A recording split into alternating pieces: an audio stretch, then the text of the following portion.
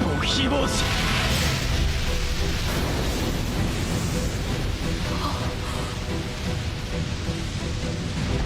今を考えるな。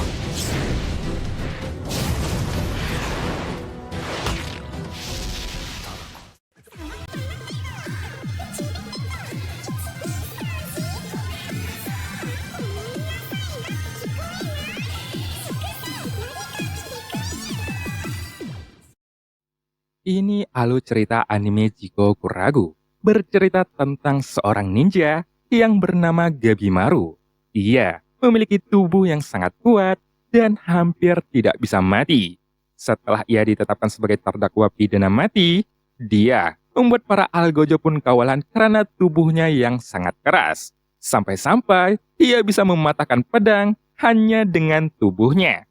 Bahkan saat mereka mencoba membakarnya dengan api besar, Gabimaru masih saja tetap hidup.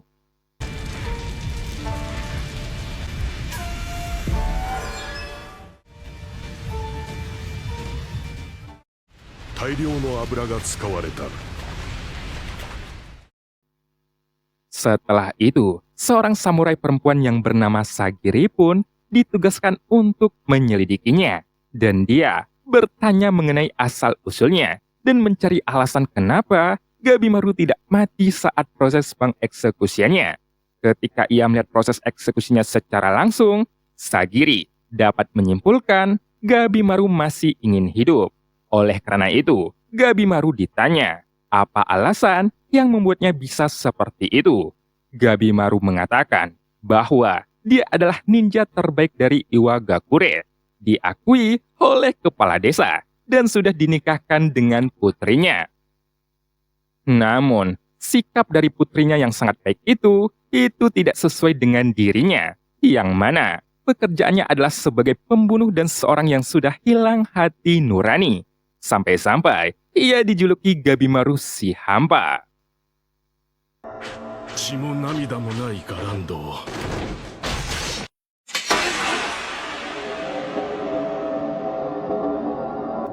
ガランのガビマル。 Apabila itu terus terjadi, dia khawatir jika kemampuannya suatu saat bisa tumpul. Namun, ketika Gabimaru mencoba keluar dari desa, dia dijebak oleh kepala desa dan ditangkap oleh semua bawahannya. Setelah mendapatkan informasi yang dibutuhkan, samurai sekaligus algojo yang berasal dari klan Yamada Asemo itu pun siap untuk menghukumnya.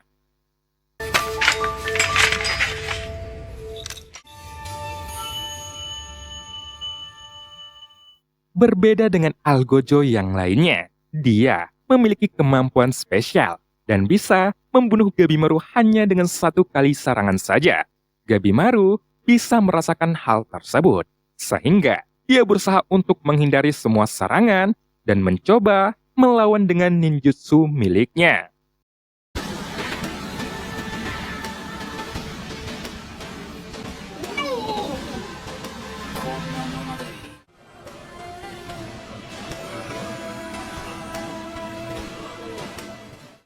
Karena pekerjaannya, Sagiri sering melihat manusia yang meninggal di hadapannya. Oleh sebab itu, dia bisa mengetahui kalau Gabimaru berbohong akan satu hal. Sebenarnya, dia sangat mencintai istrinya. Dia ingin berhenti mencari nafkah sebagai ninja dan ingin hidup berdua dengannya seperti manusia normal.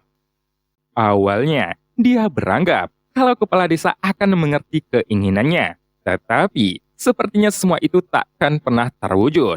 Sambil memperlihatkan surat perintah, Sagiri pun mengatakan kalau keinginannya bisa terwujud. Dalam surat itu tertulis bahwa kejahatan apapun akan diampuni, tetapi syaratnya dia harus pergi ke pulau misterius yang bernama Shinshinko atau Pulau Para Dewa. Di sana, dia diminta untuk bersaing dengan tatanan lain dalam mencari ramuan yang bisa memberikan keabadian.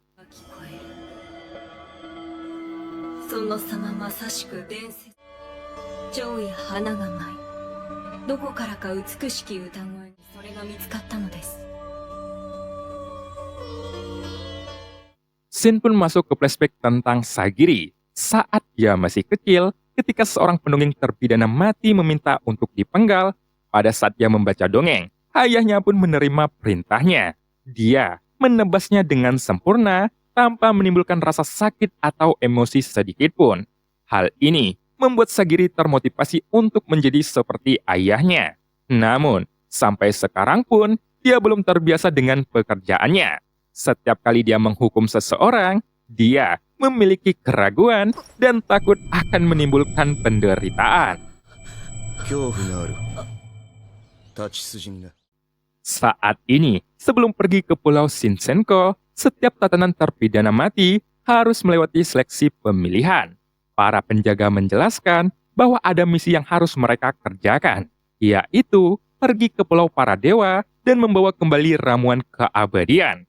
Selama menjalankan misi tersebut, mereka akan didampingi oleh pengawas. Jika mereka melanggar aturan atau melakukan hal yang tidak-tidak, para pengawas akan langsung memenggal kepala mereka. Selain itu, apabila mereka kembali tanpa pengawas, mereka juga akan tetap dijatuhi hukuman atau tidak akan dipulangkan dari pulau tersebut. Namun, kapasitas kapal dan jumlah para pengawas terbatas. Mereka pun diperintahkan untuk mengurangi jumlah dengan cara saling membunuh. Gabimaru memprotes perintah tersebut di saat yang lainnya saling menyerang. Dia meminta kepada Shogun untuk memakai cara yang lain. Namun, mereka tetap tidak mendengarkannya.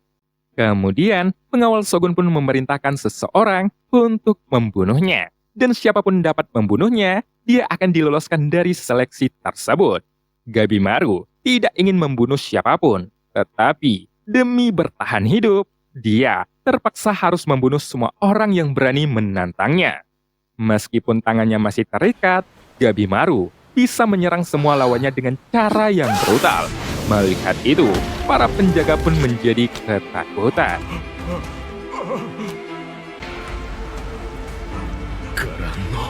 Sementara itu, Sagiri bisa memahami perasaannya setelah melihat pertarungan tersebut.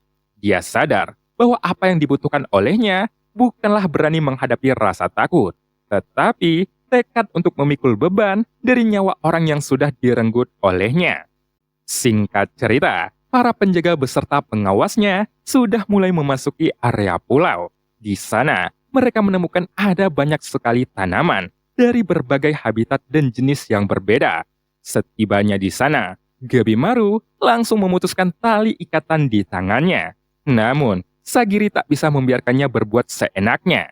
Dia pun memaksa Gabimaru untuk tetap mengikuti aturan dan memakai ikatannya lagi. Kemudian, di saat Gabimaru mengikat tangannya sendiri, tiba-tiba ada penjahat lain yang menyerangnya. Penjahat itu dibiarkan tidak memakai ikatan dan diperbolehkan menggunakan senjata untuk membunuh penjahat yang lainnya. Gabimaru merasa bahwa perlakuan terhadapnya sangat tidak adil. Pengawas yang lain juga berpendapat kalau Sagiri itu terlalu kaku, sehingga dia ditetapkan di peringkat terendah dengan waktu yang lama. Meskipun demikian, Gabimaru tetap mematuhi perintahnya. Dia pun bertarung melawan penjahat itu dalam keadaan tangan terikat. Meskipun tangannya terikat, dia tetap bisa menang. Ichigeki. Setelah para penjahat yang diawasinya mati, pengawasnya pun memperingatkan bahwa jika situasi di sana akan segera berubah saat ketika mereka menuju pantai, ada beberapa orang yang sudah melakukan tindakan berbahaya. Mereka pun tidak peduli dengan kewajiban dan aturan, dan hanya berusaha bertahan hidup dengan caranya masing-masing. Setelah mengetahui hal tersebut, Gabimaru pun memutuskan untuk menyerang pengawasnya. Daripada dihalangi oleh aturan yang merepotkan, dia lebih mengutamakan misi mencuri ramuan keabadian. Namun, ketika Gabimaru berniat membunuh Sagiri, dia teringat dengan kenangan ketika masih bersama istrinya. Kenangan tersebut membuat hatinya ragu-ragu. Bahkan, ketika Sagiri sudah tidak bisa lagi melawan, dia tidak sanggup untuk membunuhnya. Gabimaru beranggapan bahwa itu adalah kelemahannya, sedangkan Sagiri menganggapnya sebagai benih kekuatan. Oleh karena itu, Sagiri pun mengabaikan perbuatannya. Jika Gabimaru menyesal dan ingin memperjuangkan kembali hidupnya, Sagiri ingin melihat apakah Gabimaru bisa mengubah hidupnya. かつてのあなたとは違うのだ Ketika semua melanjutkan perjalanan, tiba-tiba muncullah serangga dan makhluk aneh dengan penampilan yang mengerikan. Mereka terlihat seperti gabungan antara hewan dan patung Buddha. Meskipun bentuknya tidak sangat masuk akal, Gabimaru dapat menyimpulkan bahwa makhluk itu sangatlah berbahaya. Oleh karena itu, dia sempat berpikir untuk kabur dari sana. Namun, dikarenakan makhluk itu sudah mengepungnya, dia memutuskan untuk fokus melawan dan tidak terlalu memikirkannya. 余計なことは考えるな。 Di saat Gabimaru sedang bertarung, Sagiri hanya melihatnya dari kejauhan. Dia kesulitan untuk melawan dan kebingungan dengan situasi yang sedang terjadi. Gabimaru tidak ingin memperdulikannya, namun tubuhnya bergerak sendiri untuk menyelamatkan Sagiri. Untung saja ada orang lain yang bisa mengalahkan monster yang satunya lagi. Dia adalah Yuzuhira bersama dengan pengawasnya. Setelah itu, Yuzuhira mengajukan untuk bekerja sama. Yuzuhira bersedia untuk berbagi informasi yang telah dia dapatkan jika Gabimaru mau bekerja sama dengannya. Meskipun itu menguntungkan, Gabimaru tidak bisa langsung memutuskannya. Selain tidak bisa dipercaya, dia merasa jika mereka bekerja sama, itu hanya akan membuang-buang waktunya saja. Yuzuhira tidak menyerah agar Gabimaru mau bekerja sama.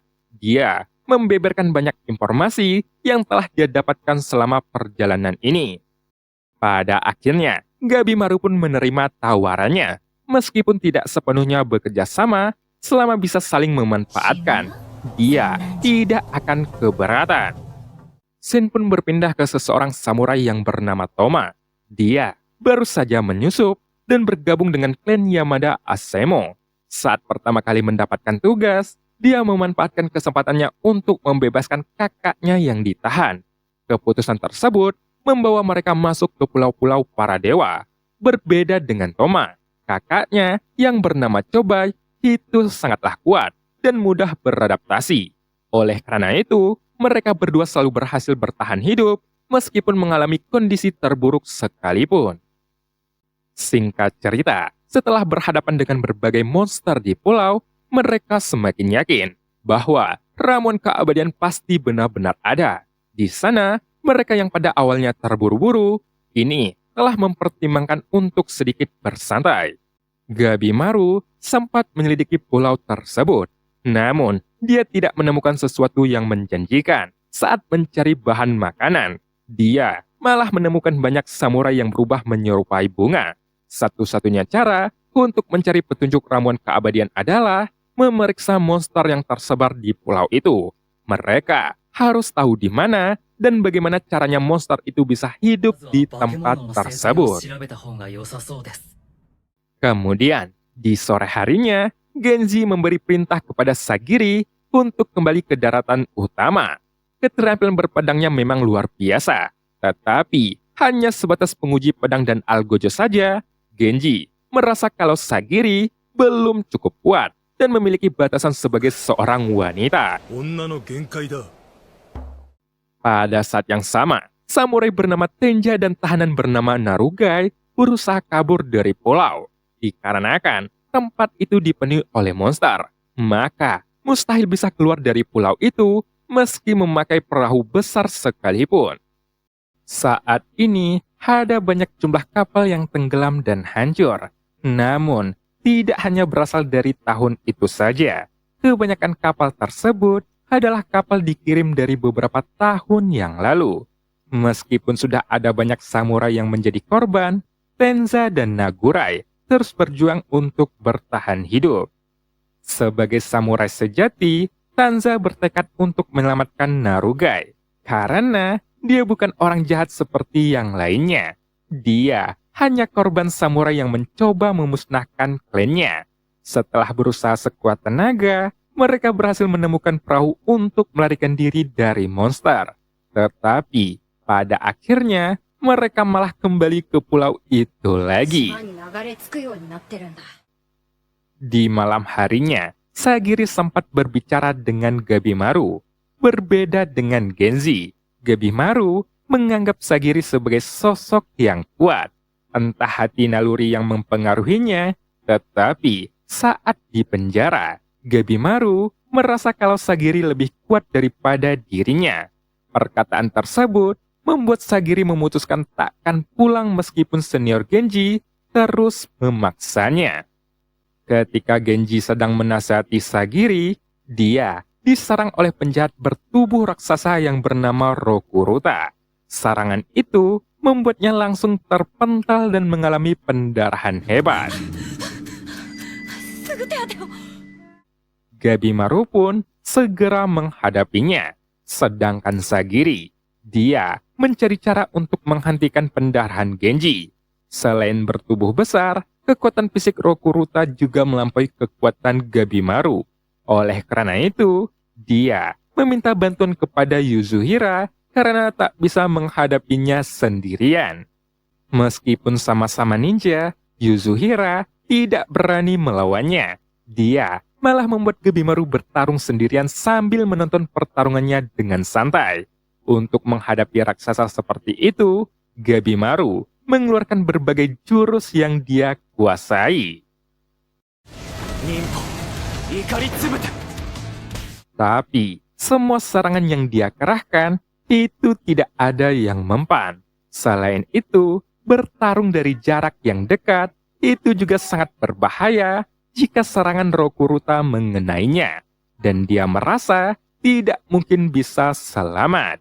Di sisi lain, Genji menyerahkan pedangnya kepada Sagiri. Setelah melihat tekadnya, dia tak akan memaksa Sagiri untuk kembali lagi. Ketika Gabimaru hampir terkena pukulan, Sagiri pun segera membantunya. Meskipun tubuhnya keras dan sangat sulit untuk ditebas, tapi jika menyerang di antara celah tulang, Rokuruta masih bisa dikalahkan. Oleh karena itu, mereka bekerja sama menyerang kakinya untuk menundukkan kepala Rokuruta. Tapi, cara itu tidak berhasil dan malah membuatnya mengamuk. Ketika mengamuk, Gabimaru pun terkena serangan yang cukup fatal. Serangan tersebut membuatnya tidak bisa bergerak. Meskipun Sagiri belum berpengalaman di medan perang, tapi saat keraguan di dalam dirinya sudah hilang, kemampuan berpedangnya bisa melampaui para ahli pedang. Namun, meskipun ilmu pedangnya bisa mengimbangi Rokuruta, tapi dia belum menemukan celah untuk menebas kepalanya. Kemudian, Gabimaru menemukan cara ekstrim untuk melawannya. Dia menggunakan jurus api ke segala arah agar hutan terbakar dan membuat awannya keracunan asap. Rokuruta pun tidak bisa berdiri dan menundukkan kepalanya, sehingga Sagiri bisa menebasnya secara akurat. Scene pun berganti ke Chobe yang bertemu dengan dua cewek cantik. Mereka sedang bersantai di tengah hutan. Meskipun terlihat cantik, tapi salah satu dari mereka ada yang bisa berubah menjadi pria. Kemudian, ketika para monster pergi ke tempat kebakaran Gabimaru, mereka segera mengikuti para monster itu. Di sana, mereka menemukan desa kosong dan bertemu dengan anak kecil.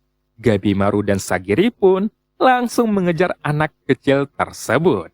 Sedangkan Yuzuriha, dia melawan monster tumbuhan. Meskipun tubuhnya kecil, anak itu punya kekuatan fisik yang berbeda dengan manusia biasa.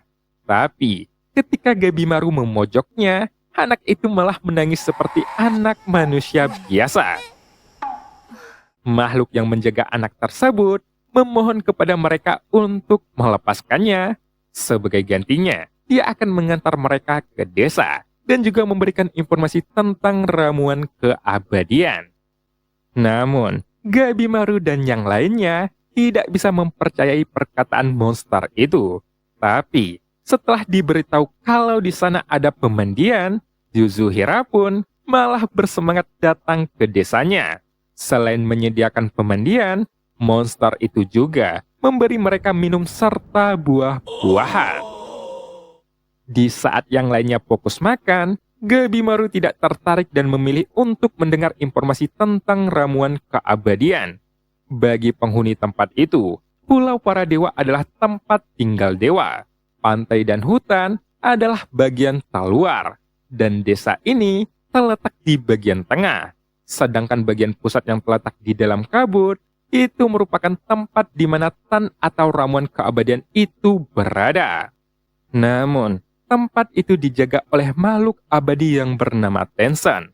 Sosoknya sangat indah dan sempurna, tetapi kekuatannya berada di level yang berbeda. Semua orang yang mendarat ke pulau itu pasti akan dihukum olehnya. Dan bagi mereka yang telah menerima hukuman, akan berubah menjadi bunga dan menjadi sumber terciptanya tan. Setelah mendengar cerita tersebut, Gabimaru pun pergi ke pemandian untuk membasuh semua lukanya bersama dengan Sagiri. Mereka juga menemani Mei dan mengajarkannya cara yang benar menggunakan peralatan di pemandian. Shin pun berpindah ke Tenza. Dulu, Tenza merupakan anak jalanan yang mengandalkan hasil mencuri untuk hidup. Kemudian, kehidupannya juga berubah drastis setelah samurai bernama Shion mengangkatnya sebagai murid. Di masa sekarang, Tenza dan Narugai sedang berusaha mati-matian menghindari musuh yang sangat kuat. Selain kuat, musuh itu abadi dengan menyerang leher dan kakinya. Mereka punya banyak waktu untuk kabur. Tenza bertemu dengan Shion atau samurai yang selama ini melatihnya. Dikarenakan tugasnya sudah selesai, Shion berencana untuk pulang. Tapi dia tidak menemukan arus yang bisa membawanya pergi dari pulau itu. Dengan bekerja sama, mungkin saja mereka bisa menemukannya. Tapi sebelum itu, Shion meminta Tenza memberi penjelasan kenapa dia melindungi kriminal. Tergantung alasannya, Shion mengatakan dia bisa langsung mengeksekusinya. Lalu, Tenza menjelaskan kalau Narugai tidak melakukan kejahatan. Alasan kenapa dia ingin membantunya, karena dia merasakan keunggulan dan potensi seperti yang Shion rasakan kepada dirinya. Setelah itu, mereka pun mencari cara untuk menghindari musuh dan mencari cara agar bisa mengatasinya. Lalu, tidak lama kemudian, musuh yang barusan menyerang Tenja sudah pulih. Ia menemukan mereka bertiga. Lalu, Shion pun berhasil menyelamatkan nyawa muridnya. Tapi, dia tidak bisa melakukan serangan balasan karena lehernya sudah terkena serangan. Pada saat itu, hanya Tenja saja yang bisa menghadapinya. Namun, kekuatannya masih belum cukup untuk mengalahkan musuh abadi seperti itu. Pada akhirnya, dia memutuskan untuk mempertaruhkan nyawanya sendiri, agar Shion dan Narugai punya kesempatan untuk melarikan diri. Ketika yang lain sedang beristirahat, Gabimaru memutuskan untuk memasuki Horai sendirian. Kemudian, saat ia sampai di depan gerbang, dia bertemu dengan seseorang yang sebelumnya telah mengalahkan Tenza. Meskipun terlihat seperti manusia, Gabimaru bisa menyadari kalau sosok di depannya bukanlah manusia. Awalnya, Gabimaru disuruh untuk pergi karena dia sudah malas menghadapi orang yang datang ke sana. Namun, saat Gabimaru bertanya soal ramuan keabadian, tanpa banyak berbicara, orang itu pun langsung menyerang Gabimaru. Gabimaru masih bisa menahan serangan tersebut. Bahkan, dia juga mampu membuat lawannya terpojok dengan jurus api miliknya. Gabimaru mungkin lebih lemah daripada musuhnya, tapi dia tidak pernah menyerah dan terus menyerang secara berurutan. Setelah menerima banyak serangan, musuhnya masih belum mati. Dia malah berubah menjadi monster bunga yang dapat mengeluarkan elemen petir. Gabimaru berniat mengeluarkan jurus apinya lagi, tapi dia gagal melakukannya karena tubuhnya sudah tidak sanggup lagi menahan semua lukanya. Di saat-saat terakhir, Gabimaru merasa kalau semua itu hanyalah mimpi. Dia bisa terbangun dari mimpi buruk tersebut dan menjalani kehidupan damai dengan istrinya. Meski hanya sebentar, dia merasa senang karena bisa melihat istrinya lagi. Lalu, dia meminta maaf kepadanya, karena kemungkinan dia tidak bisa pulang ke rumah. Sebagai seorang ninja, dia telah diajarkan untuk memberi luka fatal pada musuh sebelum dirinya mati. Ia memeras habis semua energi kehidupannya tanpa memperdulikan apapun. Namun, musuhnya masih punya kekuatan untuk menyerangnya sekali lagi. Karena Gabimaru adalah MC di anime ini, plot armornya sangatlah kuat. Lalu tiba-tiba, Mei pun datang entah dari mana, dan ia segera melindunginya. Meskipun kemampuannya tidak seberapa, tapi dia berhasil menyelamatkan Gabimaru dari kematian. Saat yang lainnya tahu kalau Gabimaru pergi menuju Horai, Sagiri dan yang lainnya segera pergi mencarinya.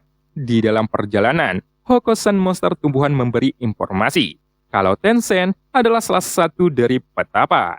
Sementara itu, di Horai di mana ramuan keabadian disimpan, para petapa sedang melakukan pertemuan sambil minum cairan yang namanya Tan. Pada hari berikutnya, Gabimaru bertemu dengan kriminal lain. Saat bertemu, mereka saling mewaspadai dan sudah siap untuk bertarung. Sebagai pengawasnya, Uzi menahan mereka supaya tidak bertarung. Daripada terjadi pertarungan yang sia-sia, dia memilih untuk mengumpulkan informasi tanpa harus bertarung. Karena kondisi tubuhnya belum pulih, Gabimaru memutuskan untuk mengajak mereka bekerja sama. Dia memberi informasi mengenai musuh yang dia lawan dan gadis yang sedang bersamanya. Ketika mereka berdiskusi, Mei tiba-tiba terbangun dengan tubuh yang lebih dewasa. Selain tambah dewasa, dia juga sudah bisa berbicara. Karena sudah menyelamatkannya, Gabimaru pun berterima kasih kepada Mei. Setelah itu, dia langsung bertanya soal ramuan keabadian dan menanyakan kelemahan yang dimiliki oleh Tencent. Di sisi lain, Koko memberikan penjelasan kepada Sagiri dan yang lainnya bahwa Tao adalah kekuatan yang mengalir melalui segala sesuatu. Para Tencent bisa mengendalikan kekuatan tersebut. Itulah mengapa mereka sangat kuat dan sangat sulit untuk dikalahkan.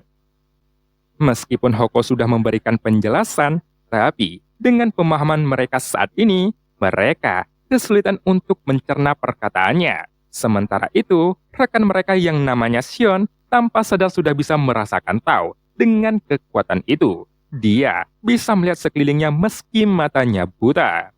Pada saat yang sama, semua monster mendatangi setiap orang yang berada di pulau itu. Selain monster tak berakal, Tencent juga mengerahkan Doshi yang mengaku sebagai murid, serta tangan kanannya Tencent. Di sisi lain, setelah berhasil keluar dari lubang, Choubai dan Toma pun langsung menghadapi Toshi. Toma dapat mengalahkan monster tak berakal dengan mudah, sedangkan Choubai dia kewalahan karena musuhnya kuat dan bisa beregenerasi. Ketika kondisinya sedang terancam, Choubai pun tiba-tiba bisa merasakan Tao secara alami. Selain merasakannya, dia juga bisa memakai Tao yang menyelimuti seluruh tubuhnya. Di saat Tao di dalam tubuhnya sudah meningkat, setiap serangan yang dikeluarkan jadi sangat mematikan. Meskipun lawannya bisa beregenerasi, tapi dia mampu menembusnya dengan sangat mudah. Di tempat lain, Gabimaru dan Gentetsusai masih berhadapan dengan monster. Sambil bertarung, mereka belajar memahami Tao sedikit demi sedikit, seperti yang diajarkan Mei. Tidak lama setelah itu, salah satu dosi yang dikirim oleh Tencent pun langsung datang menemui Mei. Setelah berabad-abad, keberadaannya tidak diketahui.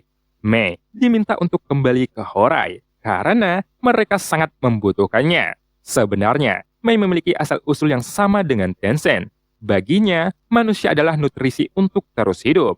Walaupun begitu, Gabimaru tidak terlalu memperdulikannya.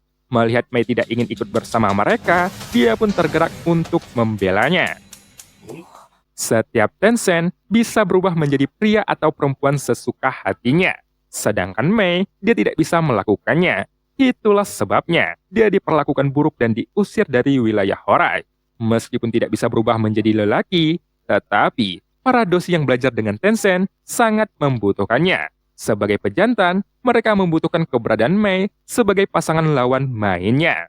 Mengetahui hal tersebut, Gabimaru pun sangat marah. Gentetsusai juga sudah muak mendengarnya, sehingga membuatnya merasa ingin muntah. Tanpa banyak basa-basi lagi, Gabimaru pun langsung menyerang mereka dengan jurus apinya. Namun, serangan itu tidak mempan, karena Tao miliknya itu sangatlah lemah. Untuk melihat Tao, dibutuhkan keseimbangan antara kekuatan dan kelemahan. Dengan menyentuh tangannya Mai, Gabimaru pun bisa merasakan ada sesuatu di tangannya. Tapi, hanya sebatas merasakannya saja. Lalu, pada saat dia menerima kelemahannya sendiri, dalam sekejap, Gabimaru merasakan semua aura yang ada di sekelilingnya. Dalam waktu sesingkat itu, kekuatan Gabimaru pun sudah setara seperti Tencent. Itulah mengapa musuh yang ada di hadapannya tidak mungkin bisa menang. Di sisi lain, kelompok Sagiri sudah sampai di dalam gerbang. Setibanya di sana, mereka langsung berhadapan dengan Tencent yang disebut sebagai Fukuzukun. Karena manusia yang datang selalu menyebutnya sebagai ramuan keabadian, Tencent memberitahu mereka kalau ramuan seperti itu tidaklah ada. Yang ada hanyalah nutrisi untuk makhluk tumbuhan seperti mereka. Hoko dan manusia bunga memang mendekati keabadian, tapi jika diminum oleh manusia biasa, mereka hanya akan berubah menjadi pohon. Mengetahui hal tersebut, itu membuat Sagiri sangat terkejut. Tanpa ramuan keabadian, dia khawatir Gabimaru tidak akan mendapatkan pengampunan. Kemudian, di saat Tencent sedang lengah, Yasuhira memakai teknik pengganti dan melakukan serangan kejutan. Serangan tersebut berhasil mengenainya. Tapi, ketika mereka akan kabur, Tencent tiba-tiba bangkit lagi. Dengan melihat jurusnya, Tencent bisa mengetahui bahwa Yasuhira bisa melihat tahu. Oleh karena itu, dia memberikan tawaran untuk mengajarkan cara menggunakannya.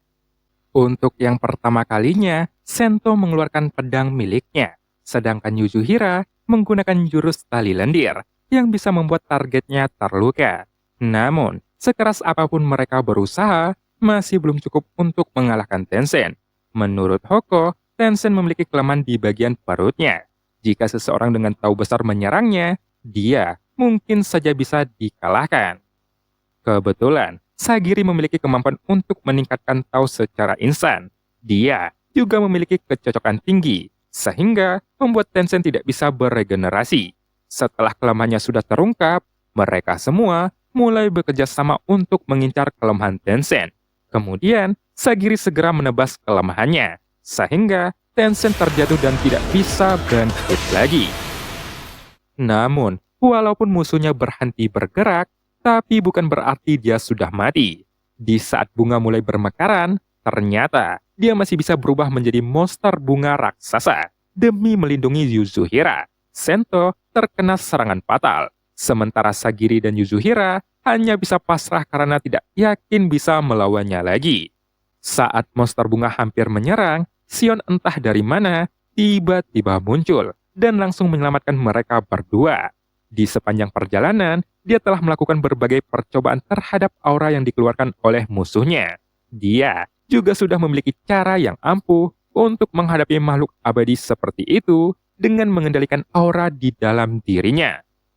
Setiap serangan yang dilakukan olehnya bisa melemahkan tahu milik musuhnya. Dengan demikian, kemampuan regenerasi bisa melambat, dan dia memiliki banyak kesempatan untuk menyerang titik lemahnya. Berkat arahan dari Senta, mereka berhasil membunuh monster tersebut. Namun, dikarenakan kondisi lukanya terlalu parah, Senta tidak bisa bertahan lebih lama lagi. Walaupun begitu, dia tidak punya penyesalan. Dia terlihat begitu bahagia saat bersandar di lengan orang yang sangat dia kagumi. Setelah urusannya sudah selesai, mereka memutuskan untuk segera menjauh dari tempat itu dan memilih untuk beristirahat di tempat yang lebih aman. Pada saat yang sama, Gabimaru dan kelompoknya sedang beristirahat di dalam gua. Saat itu, ada yang aneh dengan tingkah lakunya. Dia tampak sangat waspada terhadap orang-orang di sekitarnya. Ternyata, dia tidak bisa mengingat semua yang terjadi sebelumnya. Bahkan, dia juga tidak bisa mengingat istrinya, yang selama ini menjadi motivasi tindakannya. Satu-satunya hal yang dia ingat, bahwa dirinya adalah ninja terbaik yang berasal dari Iwagakure. Di sisi lain, ketika Sagiri dan Yasuhira sedang membicarakan Gabimaru, Yasuhira merasa ada yang aneh dengan asal-usul Gabimaru. Karena ninja memiliki kemampuan menciptakan ilusi. Ia beranggapan kalau kisah masa lalu Gabimaru itu hanyalah ilusi, agar tidak berani menantang kepala desa. Mendengar perkataan Yasuhira, membuat Sagiri pun sangat khawatir. Walaupun dia adalah pembunuh yang keji, tapi Sagiri bisa merasakan bahwa dia bukanlah orang jahat. Oleh karena itu, dia percaya jika Gabimaru akan kembali hidup-hidup. Dan cerita pun berakhir. Sampai jumpa. Beat nuts, Mr. Matt. You know how we do. Suckable. Free drinks on the house.